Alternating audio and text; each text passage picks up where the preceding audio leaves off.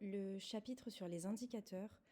Les indicateurs, c'est une notion qui est très importante en classe de première, puisque on va la réutiliser tout simplement tout au long de l'année de première, mais également et surtout en classe de terminale. Les indicateurs sont la base de l'épidémiologie qui permet justement de mettre en lumière des besoins ou des problèmes au sein de populations, que ce soit au niveau de la santé publique que du domaine social. Donc les indicateurs, ce qu'il faut rappeler avant tout, c'est que c'est un outil de mesure qui va nous permettre de décrire, apprécier l'état d'une population, d'un phénomène à un moment donné. Donc quand on dit outil de mesure, c'est une variable, c'est une donnée donc qui va être chiffrée, d'accord. Donc on va chercher avant tout des données chiffrées, des pourcentages dans les documents lorsque l'on doit se baser sur des indicateurs.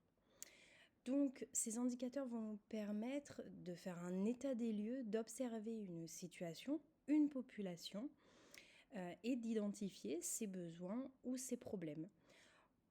Comme je vous l'ai dit, il s'agit de données chiffrées.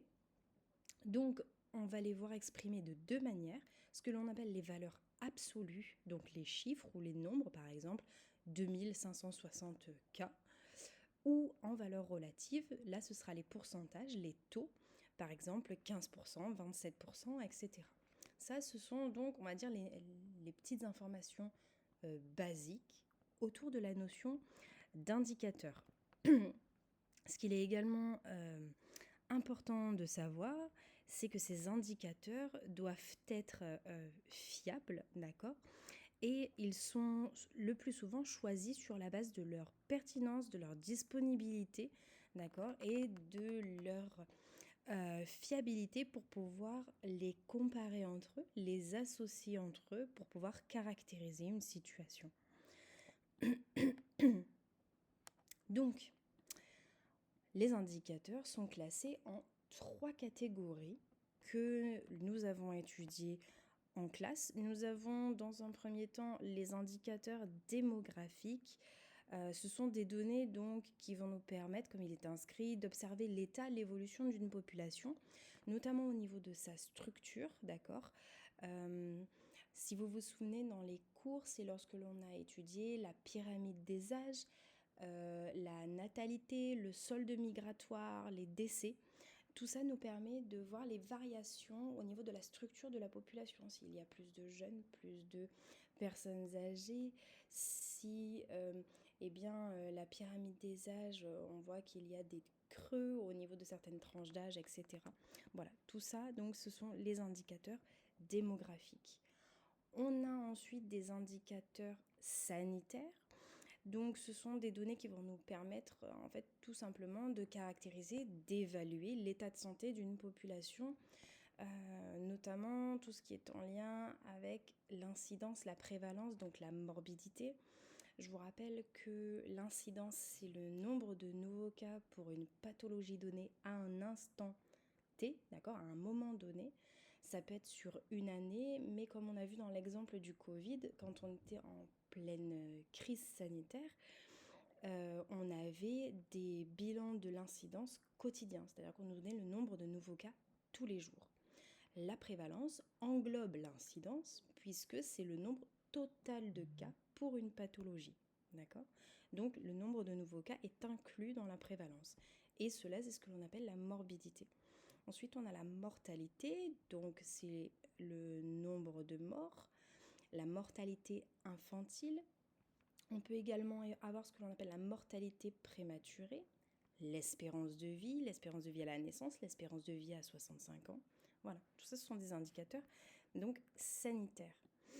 Et la dernière catégorie, ce sont les indicateurs socio-économiques qui nous permettent de faire plus un focus sur la situation sociale d'un pays, son économie, avec des indicateurs tels que l'on a pu étudier qui sont l'IDH, le PIB ou l'indicateur du mieux vivre de l'OCDE.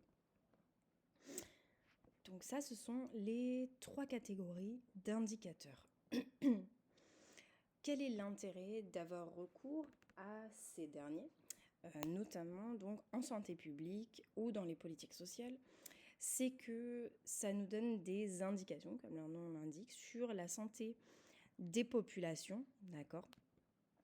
Ça va nous permettre d'évaluer globalement son état, ses besoins, ses problèmes, pour pouvoir y répondre sous la forme d'actions ou de politiques de santé publique ou de politique sociale.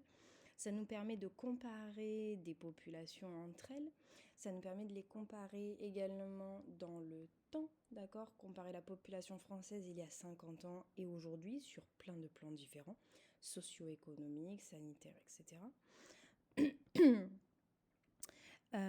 En revanche, ce qu'il ne faut pas oublier, c'est que les indicateurs sont relatifs. Donc la relativité, on l'avait déjà étudié avec la notion de santé, puisqu'on avait vu que ça faisait écho au fait que la santé allait différer selon les individus, en fonction des époques, d'accord, de notre perception, de notre vécu. Eh bien, les indicateurs, c'est la même chose, c'est-à-dire que ils sont relatifs dans le sens où ils ne sont pas exhaustifs, ils ne peuvent pas être représentatifs de manière extrêmement fiable de la réalité du terrain. Il y aura toujours des biais. L'exemple qui était donné en cours, c'était celui du taux de pauvreté, si vous vous souvenez, où en fait, il vous était expliqué que le taux de pauvreté, déjà, il pouvait se baser sur 3 définitions différentes, et surtout que certaines personnes qui étaient concernées par la pauvreté, voire l'extrême pauvreté ou de l'exclusion sociale, n'étaient pas inclus dans les données recensées par cet indicateur. Donc c'est en cela qu'ils sont relatifs, et c'est pour cela que l'on va utiliser plusieurs indicateurs pour caractériser une seule et même situation, pour avoir une vision beaucoup plus complète, beaucoup plus globale, et qui se rapproche le plus possible de la réalité du terrain. Donc comme je vous l'ai dit au début, les indicateurs permettent de réaliser de l'épidémiologie. Il faut savoir que l'épidémiologie, c'est l'étude des pathologies au sein des populations. On l'a déjà étudié, mais on va refaire un petit récap là-dessus parce que c'est très important. L'épidémiologie, donc il y en a 3 niveaux. Le premier niveau, c'est ce que l'on appelle l'épidémiologie descriptive, qui fait appel justement à ces indicateurs pour caractériser une situation, mettre en lumière un problème ou un besoin. L'épidémiologie analytique ou étiologique, c'est l'épidémiologie qui permet en fait d'étudier les causes, les facteurs de risque ou les facteurs protecteurs d'un problème de santé ou d'un problème social, d'accord.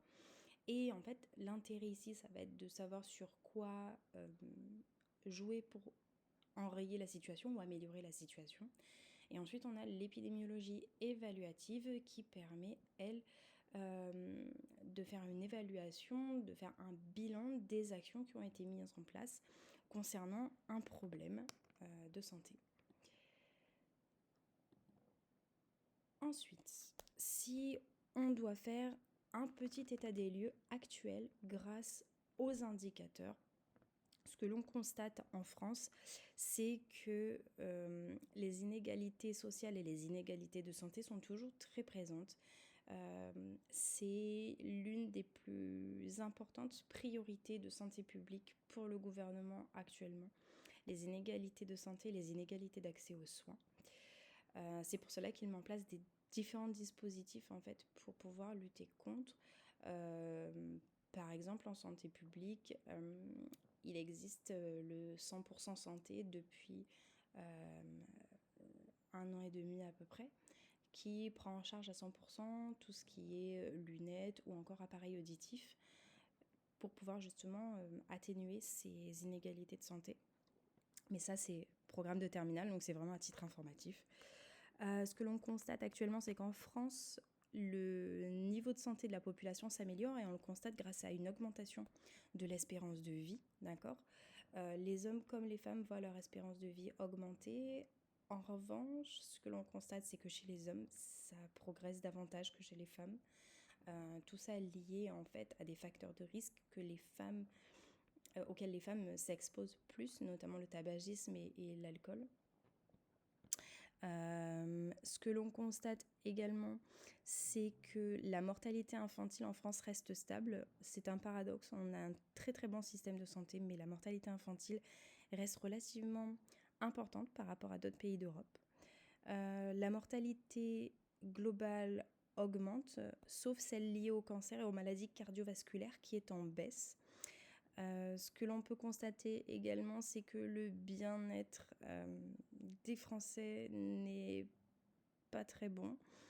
Mais tout ça lié en fait à la crise économique que nous traversons. Les écarts de revenus entre les individus et les différentes catégories de population se creusent de plus en plus, malheureusement. Et ceci n'encourage pas donc la cohésion sociale au sein de cette population également. Ce que l'on va également constater, c'est des disparités au niveau des individus en fonction du sexe, en fonction des classes d'âge, en fonction des territoires et des catégories sociales. Donc on va parler d'inégalités de genre, d'inégalités d'âge, d'inégalités sociales ou d'inégalités géographiques ou de lieu d'habitation, d'accord ? Donc c'est une notion qui est très importante, les indicateurs, puisqu'ils nous permettent de faire ces états des lieux, de démontrer qu'il existe des inégalités ou au contraire des problèmes de santé, ou alors que les situations s'améliorent. Et c'est un petit peu le fondement de la santé publique, puisque sans ces études épidémiologiques basées sur les indicateurs, nous ne pourrions pas tout simplement identifier les points sur lesquels il faut accentuer les actions en santé publique du gouvernement et agir pour améliorer la santé et le bien-être des populations.